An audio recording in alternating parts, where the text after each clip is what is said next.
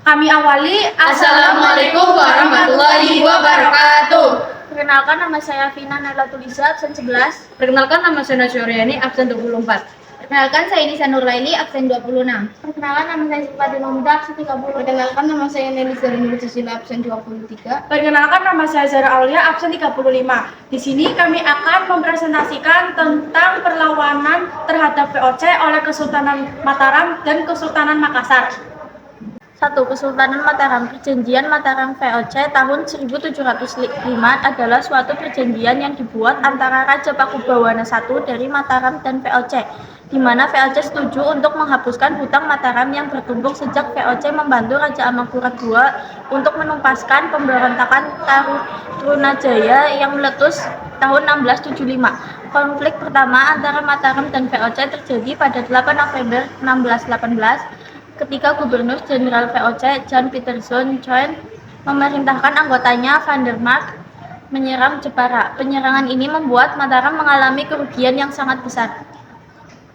Hubungan keduanya pun semakin memburuk setelah Sultan Agung melarang menjual beras kepada pihak VOC. Sejak itu, orang-orang Belanda mulai membenci Sultan Agung. Setelah itu muncul tuduhan bahwa VOC telah merampok kapal-kapal orang Jawa.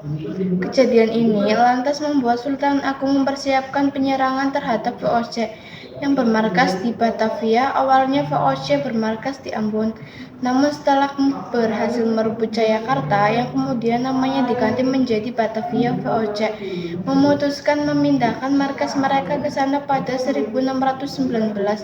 Sultan Agung menyerang VOC sebanyak 2 kali. Serangan pertama Sultan Agung terhadap VOC dilaksanakan tanggal 22 Agustus 1628. Dalam serangan itu, pasukan Mataram dipimpin oleh Tumenggung Bahureksa. Tumenggung Bahureksa memimpin sekitar 10.000 prajurit Mataram yang langsung menyerang VOC dengan dahsyat.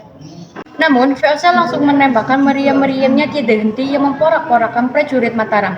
Pasukan Mataram pun satu persatu mulai gugur. Dengan demikian, serangan pertama yang dilakukan pasukan Mataram terhadap VOC mengalami kegagalan. Tidak kurang dari 1.000 prajurit Mataram tewas dalam pertempuran.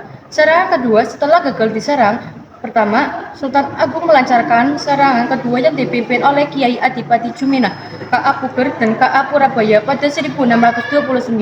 Persiapan prajurit Mataram pada serangan kedua ini terbilang jauh lebih matang, dengan kekuatan yang lebih besar. Total ada 14.000 prajurit Mataram dikerahkan untuk menyerang VOC.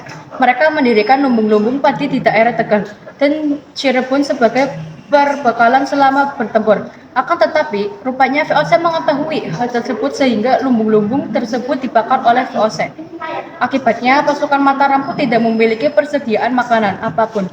Kesimpulannya, Mataram pun kembali mengalami kegagalan dalam serangan keduanya terhadap VOC.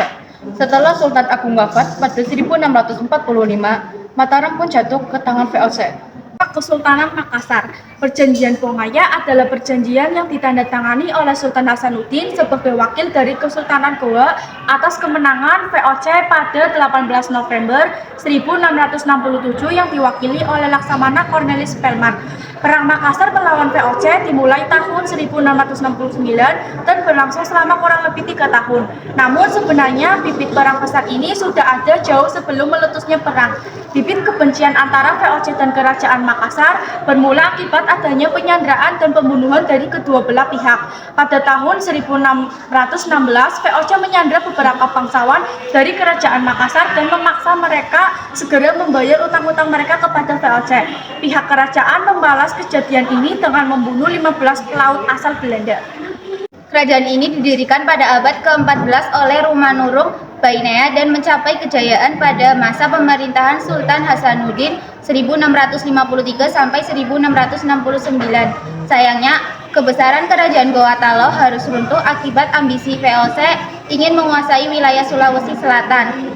Sebelum runtuh, Kerajaan Goa Talo melawan VOC dalam Perang Makassar yang terjadi pada tahun 1666 hingga 1669. Penyebab Perang Makassar. Makassar merupakan pusat perdagangan dan pelabuhan strategis di wilayah Sulawesi. Hal itu membuat kongsi dagang VOC milik Belanda ingin menguasai wilayah Sulawesi Selatan, terutama yang dikuasai Kerajaan Gorontalo. Beberapa kali VOC datang ke Kerajaan Gorontalo untuk berunding dan meminta diberikan hak monopoli.